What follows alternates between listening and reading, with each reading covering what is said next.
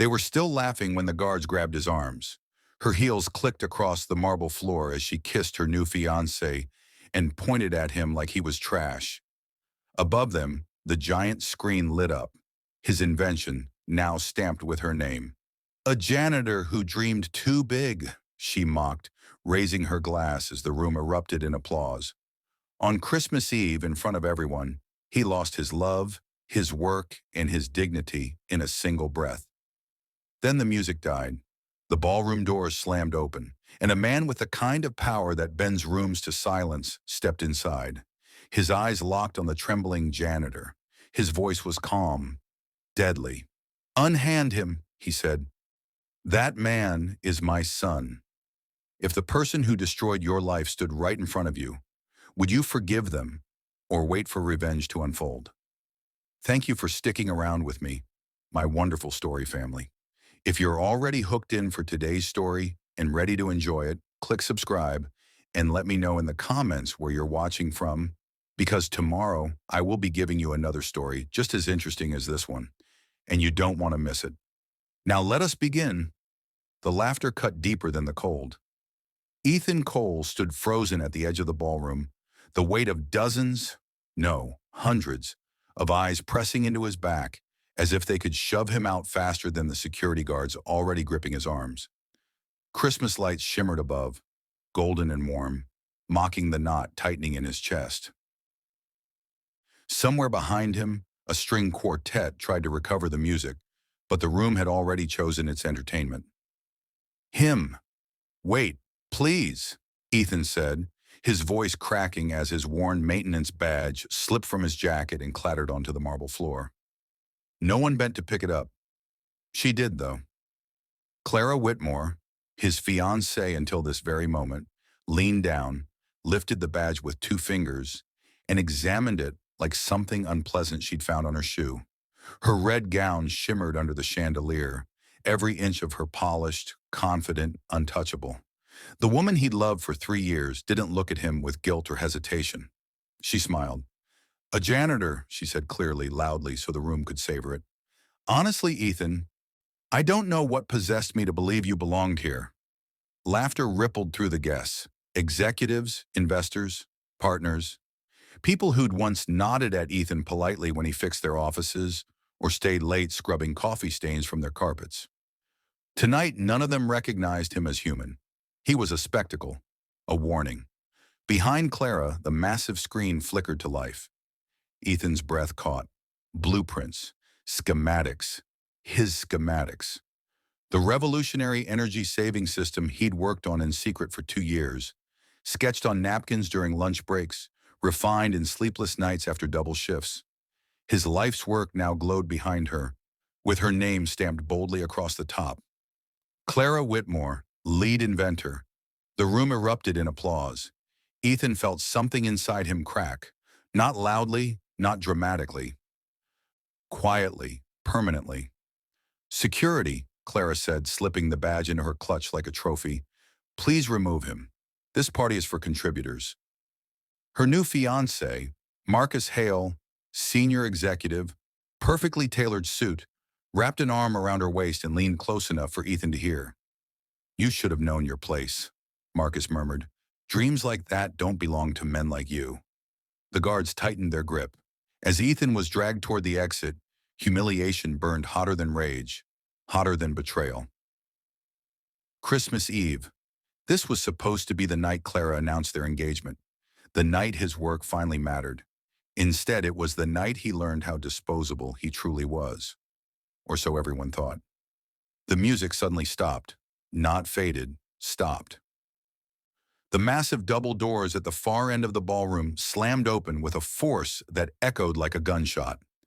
Cold winter air rushed in, carrying silence with it. Every head turned. A man stepped inside, tall, impeccably dressed. His presence didn't ask for attention. It took it.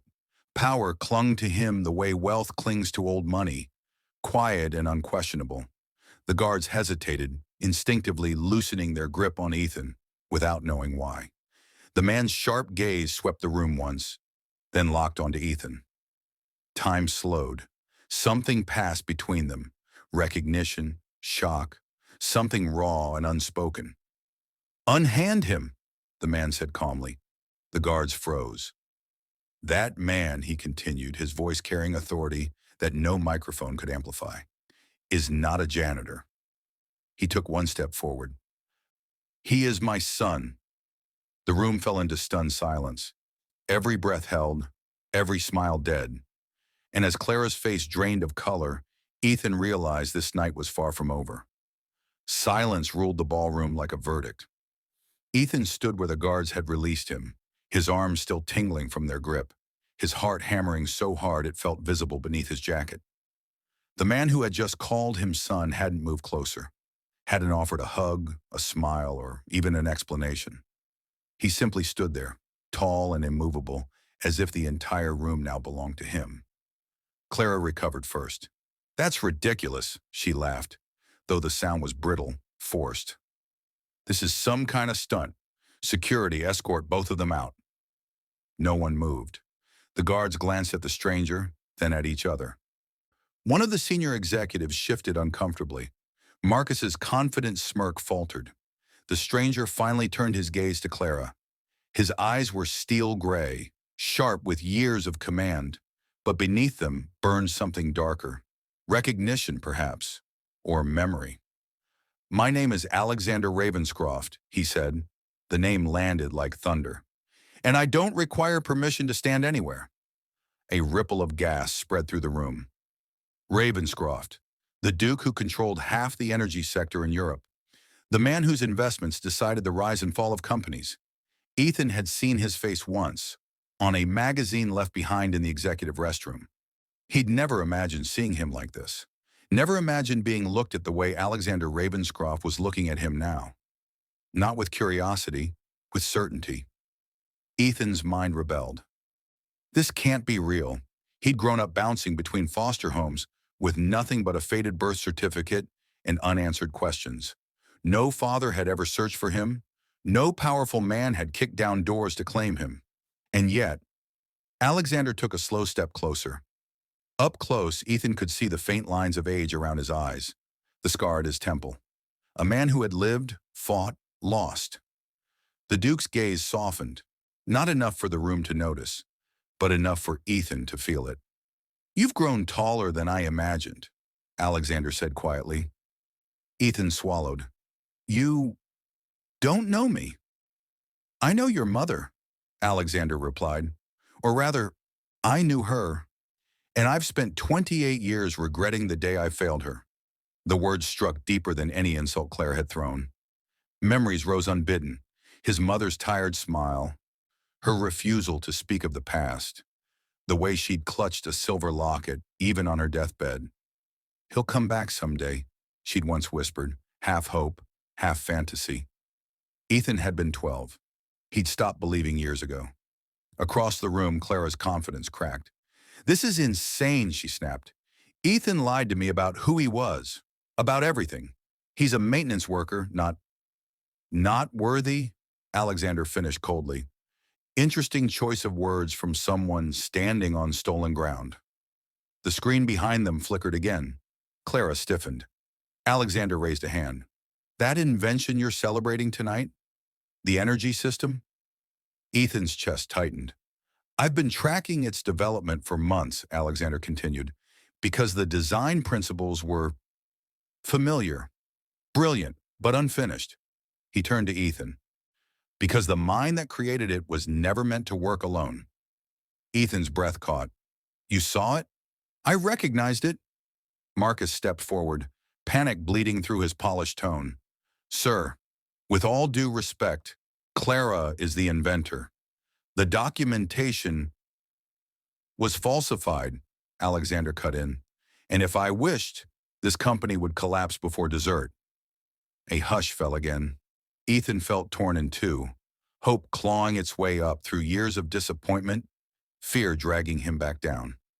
This man could be lying, or worse, using him. And yet every instinct screamed that something real was unfolding. Alexander leaned closer, lowering his voice so only Ethan could hear. "I won't force you to accept me," he said, but I will not allow you to be humiliated for talents you were born with. For the first time that night, Ethan felt something other than shame, a spark. Across the room, Clara's eyes flicked between Ethan and Alexander, calculating, desperate. She wasn't done yet, not even close. And Ethan sensed it. This was no rescue. This was the beginning of a war. The applause came late, and from the wrong place.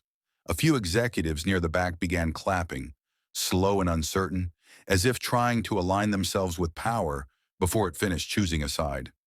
The sound made Ethan's stomach twist. Just minutes ago, these same people had laughed while he was dragged across the floor. Now they watched him like an investment that might suddenly pay off. Alexander Ravenscroft noticed. "So quick to applaud," he said coolly, his gaze sweeping the room. "Yet none of you asked how this man came to be reduced to mopping your floors while you drank champagne from his ideas." The clapping died instantly. Ethan's palms were slick with sweat. He wanted to disappear, and at the same time he wanted to stand taller than he ever had. He didn't know how to exist in this moment. Son of a duke, janitor, inventor, betrayed man. All of it collided inside him. Clara straightened her shoulders. "This has gone far enough," she said. "Ethan signed over his notes months ago. Voluntarily." Ethan's head snapped toward her. "I never—" "You did," she interrupted sweetly. "You trusted me, remember?" The words sliced deeper than the lie itself. Alexander turned to Ethan. "Did you sign anything?" Ethan hesitated. The truth burned with shame. "I signed something she said was an NDA. I didn't. I didn't read all of it." A murmur rolled through the crowd. Alexander closed his eyes for a brief second, pain, not anger, flickering across his face. "Then this is no longer a private matter," he said. "It's theft, fraud, and coercion." Marcus stepped between Clara and Alexander, forcing a laugh. "Sir, with respect, this isn't the place." Alexander took out his phone. The room leaned in without realizing it. "One call," Alexander said calmly, "and the board members you dined with tonight will be answering to federal investigators before sunrise." Clara's composure shattered. "Ethan," she said quickly, stepping toward him, lowering her voice into something intimate and familiar. "Listen to me. This doesn't have to be ugly. We can fix this. You don't want to destroy everything, do you?" Everything. She meant her future. Her reputation. The same woman who'd watched him be humiliated without flinching.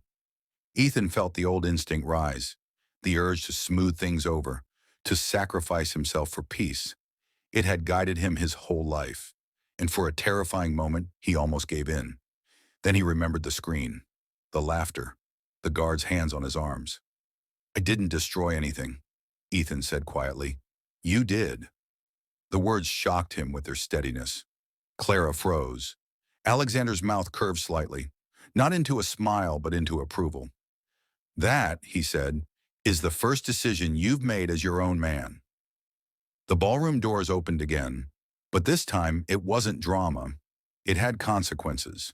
Two uniformed officers stepped inside, summoned by Alexander's call. Gasps rippled through the room as Clara turned pale, clutching Marcus's arm like a lifeline. "Miss Whitmore," one officer said, "we have questions regarding intellectual property theft and contract fraud." Marcus let go of her. The betrayal was instant, clean. As Clara was led away, her eyes locked on Ethan, not with love, not even hatred, but fear. She hadn't lost yet. He could feel it. This was only the opening move. Alexander placed a hand on Ethan's shoulder. "Tonight changes everything," he said. "But what happens next? You must choose." "Choose what?" Ethan asked. "Whether you want justice," Alexander replied, "or something far more dangerous." Before Ethan could ask what that meant, a woman's voice spoke behind them. Soft, sharp, unexpected. "Sir," she said, "if you're planning to go to war, you'll need proof she buried deeper than contracts." Ethan turned. The woman met his gaze, calm, observant, eyes filled with quiet fire. And in that moment, Ethan knew the real battle was only beginning. The woman didn't wait for an invitation. She stepped closer, heels clicking softly against the marble, her posture composed but alert, like someone who had learned long ago how to survive in rooms ruled by power. She wore a simple emerald dress, elegant without trying, the kind that didn't beg for attention, yet somehow commanded it. Several executives stiffened the moment they saw her. Ethan noticed. Alexander turned. "Miss Hart," he said, voice edged with recognition. "I didn't expect to see you here." "Neither did Clara," the woman replied. "That's why she made a mistake." Her gaze shifted to Ethan, measuring, not judging. "You're the one who built the system?" Ethan nodded cautiously. "Yes." "I'm Evelyn Hart," she said, "corporate compliance analyst, or as people like Clara prefer to call me, a problem." For the first time since the night began, Ethan felt something close to hope that didn't terrify him. The party dissolved around them in uneasy whispers as guests quietly filtered out, sensing the night had crossed into dangerous territory. Staff began clearing tables, but the tension lingered like smoke after a fire. Minutes later, Ethan found himself seated in a private lounge overlooking the city, hands wrapped around a mug of coffee he hadn't realized he needed. Alexander stood by the window, speaking into his phone in low, controlled tones, power in motion. Evelyn sat across from Ethan, folding her hands. "Clara didn't just steal your invention," she said. "She buried your name. Hard." Ethan frowned. "How?" "She rerouted internal credit, rewrote development timelines, and used Marcus as a shield. Everything traces back to her, unless you know where to look." Ethan swallowed. "And you do." "I know where the bodies usually are," Evelyn said evenly. "But I need you to tell me what she doesn't know I'm looking for." Ethan hesitated. Trust didn't come easily, but something about Evelyn's quiet certainty drew him in. He told her about the original prototype, the hidden failsafe, the handwritten calculations he'd never digitized because they were too personal, too raw. Her eyes sharpened. "That's it," she said. "That's how we break her story."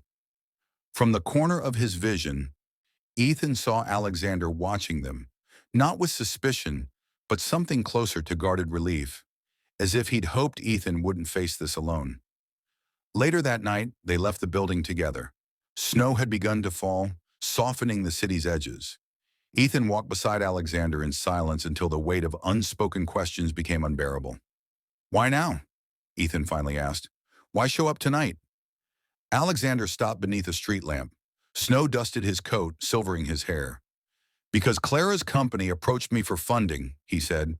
"When I reviewed the design, I recognized your mother's mind in it. The way the system breathes, adapts." Ethan's throat tightened. "I failed to protect her," Alexander continued. "I won't fail you." The words landed heavy, comforting, dangerous.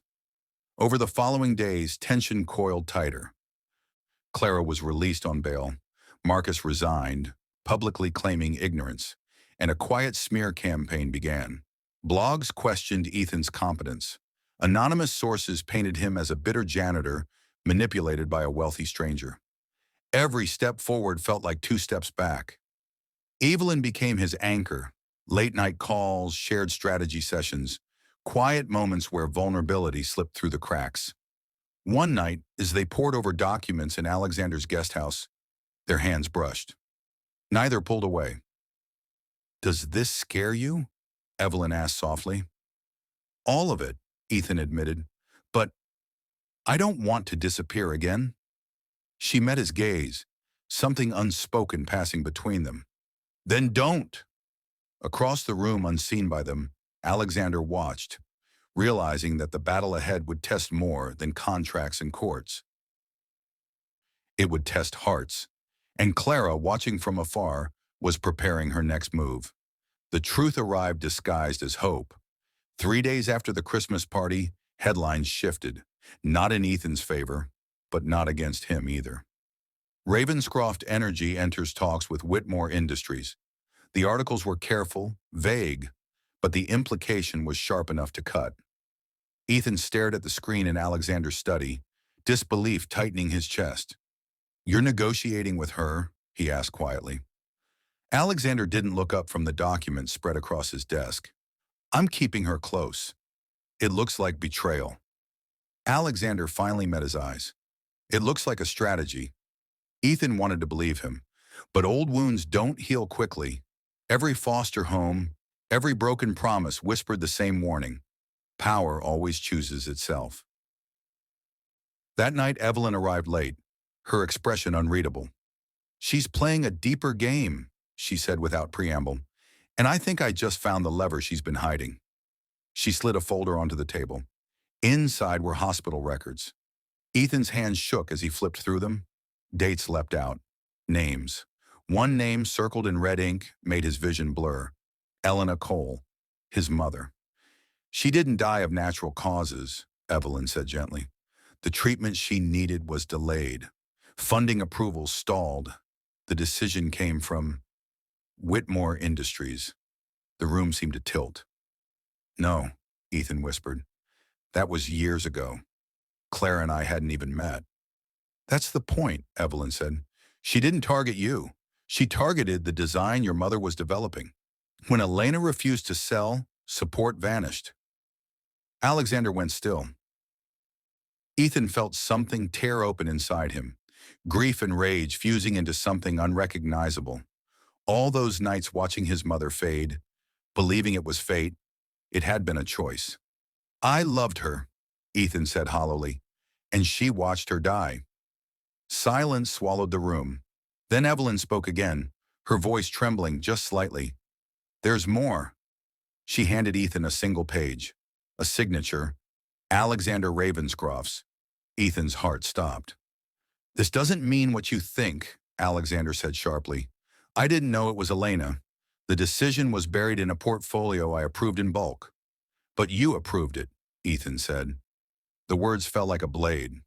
Everything Ethan had built since Christmas Eve, hope, belonging, the fragile idea of family, collapsed inward.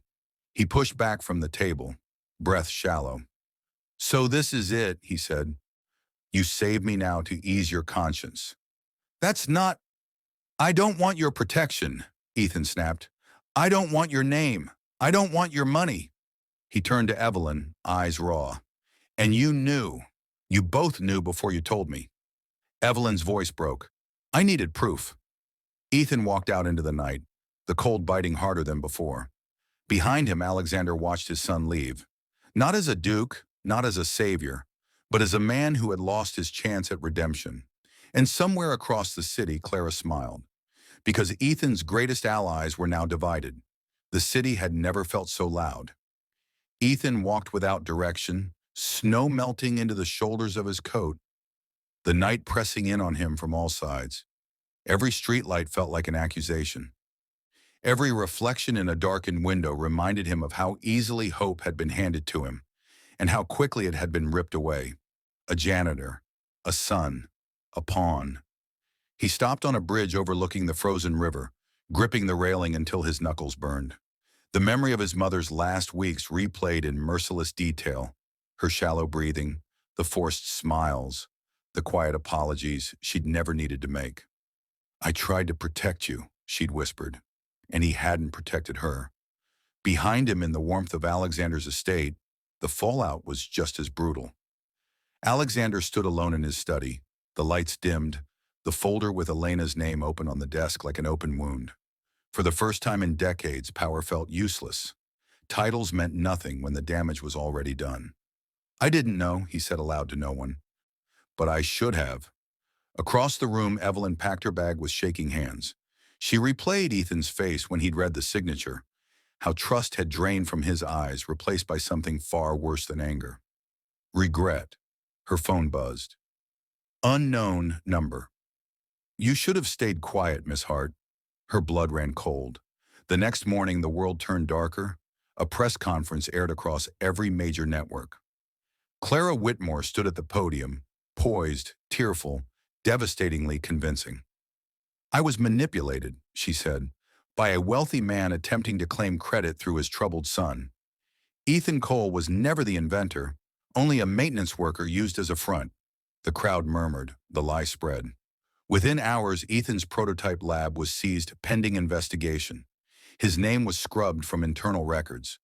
Donations to Ravenscroft Energy stalled, investors fled, and then came the final blow. Ethan returned to the small apartment he'd once called home, only to find the locks changed and an eviction notice taped to the door. He sank to the hallway floor, breath ragged, chest hollow. Everything was gone. No Clara, no invention, no father, no future. Across town, Evelyn stood in an underground parking garage, heart racing as footsteps echoed behind her. She spun. Too late. A hand shoved her against a concrete pillar. A man leaned close, breath reeking of cologne and threat. "You keep digging," he warned softly. "People get buried." She looked him straight in the eye. "You already lost," he laughed. So did Ethan. When he vanished into the shadows, Evelyn slid down the wall, shaking, but not broken, because fear clarified something inside her. She wasn't walking away. Neither was Alexander. Alexander made the call he'd avoided his entire life. "Unseal everything," he told his legal counsel. "My approvals, my mistakes, all of it." "Sir," the voice on the line warned, "this could destroy you." Alexander closed his eyes. "Then let it go." Miles away, Ethan stared at the river again, the city lights blurring through tears he refused to shed. He had reached the bottom, and the only way left was up. The call came just before dawn. Ethan was still on the bridge, the sky bruised purple with the promise of morning, when his phone vibrated in his pocket. He almost ignored it, almost let the cold finish what exhaustion had started. But something, instinct maybe, made him answer. "Ethan," Evelyn's voice said, breathless but steady, "I found it. The proof Clara never thought to destroy." He closed his eyes. "I don't have anything left to fight with." "Yes, you do," she replied softly. "You have the truth, and you have me, if you'll let me stand beside you." Silence stretched between them, fragile as glass. "Where are you?" he asked. "Coming to you." An hour later, they sat in a small all-night cafe, steam rising from chipped mugs as snow tapped against the windows. Evelyn slid a flash drive across the table. "Clara's mistake," she said, "was assuming you'd never matter enough for anyone to look twice." On the drive were encrypted emails, time-stamped drafts, internal memos, clear evidence that Clara had stolen Ethan's work before he ever signed the document she tricked him with. More than that, there were records tying Whitmore Industries directly to the delayed funding that had cost Elena Cole her life. Ethan's hands trembled, not with anger now, but clarity. "She didn't just ruin me," he said. "She erased my mother." Evelyn nodded. "And she buried the evidence inside a shell company. I followed the money." Outside the cafe, a black car idled. Alexander stepped out when he saw them through the window. Ethan stiffened. Alexander raised his hands, not in surrender, but humility. "I won't ask you to forgive me," he said when he reached their table. "I only ask for one chance to make this right." Ethan studied him, really looked. Not a duke, not a savior, a man who had finally chosen accountability over comfort. "What's the plan?" Ethan asked. Alexander exhaled, relief flickering across his face. "We go public, together, and we don't stop at Clara." The pieces fell into place. Alexander would testify openly about the approval that haunted him. Evelyn would release the documents to regulators and the press simultaneously. And Ethan would step forward, not as a victim, but as the rightful creator. For the first time since Christmas Eve, the fear loosened its grip. Evelyn reached for Ethan's hand under the table. This time, he didn't pull away. "I won't disappear again," Ethan said quietly. "No matter what this costs," Alexander nodded. "That's all I ever hoped for." As the sun rose, washing the city in pale gold, the path ahead sharpened into focus. Clara thought she'd won. She had no idea the truth was already moving. The day of reckoning arrived. Whitmore Industries' boardroom was packed beyond capacity. Cameras streamed live, reporters jostled for position, and executives whispered nervously. Clara Whitmore, poised as ever, sat at the head of the table, fingers drumming against the polished wood. Her smile was sharp, rehearsed. She believed she controlled everything. She was wrong. Ethan, flanked by Alexander and Evelyn, entered without fanfare. The room went still. The three of them moved with quiet authority. Power not inherited, but earned. "Ladies and gentlemen," Alexander began, his voice calm and unyielding. "Today we address a theft that began long before any of you walked into this room. It began with the suppression of a brilliant mind and the silencing of the woman who birthed him." Clara's fingers twitched. Ethan stepped forward, his voice steady and commanding, carried to every corner of the room. "This invention is mine. Every calculation, every prototype, every sleepless night belongs to me. Miss Whitmore stole it, hid the records, and attempted to rewrite history for her gain." He clicked a button. Screens around the room flickered to life. Emails, internal memos, contracts, and signatures, all verified and time-stamped. Evidence of Clara's manipulation and of Marcus's complicity. Whispers rose like a storm.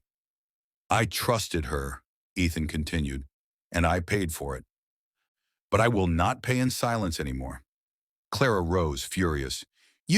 This is slander. You have no proof." Evelyn stepped forward. "This is proof," she said, sliding the flash drive across the table. "And if you think regulators and media won't back it, you're about to find out how far the truth can travel." The boardroom erupted. Executives murmured, reporters typed frantically, phones flashed red with notifications. Alexander's presence lent undeniable weight. Even the most skeptical investors couldn't ignore the Duke's reputation. Clara's face was drained of color. "You think this is over?" she hissed. "I can ruin you, both of you, just as easily." Ethan smiled for the first time in weeks. "You underestimated two things," he said. "The people who care about justice and the truth that never stays buried." In minutes, the consequences cascaded. Clara was suspended, facing criminal and civil charges. Marcus resigned, his career in tatters. The media spun the story as a David versus Goliath triumph, praising Ethan's ingenuity and perseverance. But the true victory was quieter. Alexander placed a hand on Ethan's shoulder. "You've proven yourself, not to me, not to the world, but to yourself." Ethan's gaze met Evelyn's. Their shared struggle, the nights of planning, the vulnerability and courage. It had forged a bond stronger than any contract or title. She smiled softly. "You stood up," she said, "and you didn't do it alone." Ethan's chest tightened. "I wasn't alone," he admitted, "and I won't be, ever again." Outside, the snow had stopped. Sunlight reflected off the skyscrapers like a promise. For the first time in months, Ethan felt free. His invention, his name, his future, all intact. And for the first time, the fear of loss had transformed into the anticipation of possibility. As the crowd outside the building cheered, Alexander leaned closer. "Your mother would be proud," he murmured. "And I am too." Ethan allowed himself a deep breath, releasing years of doubt, grief, and anger. Tonight was a new beginning. The final twist, the one Clara never saw coming, wasn't punishment. It was redemption, love, and reclamation.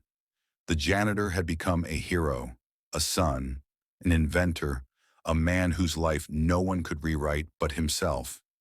If you had the chance to reclaim what was stolen from you, would you risk everything for justice? Let me know in the comments section. What would you do?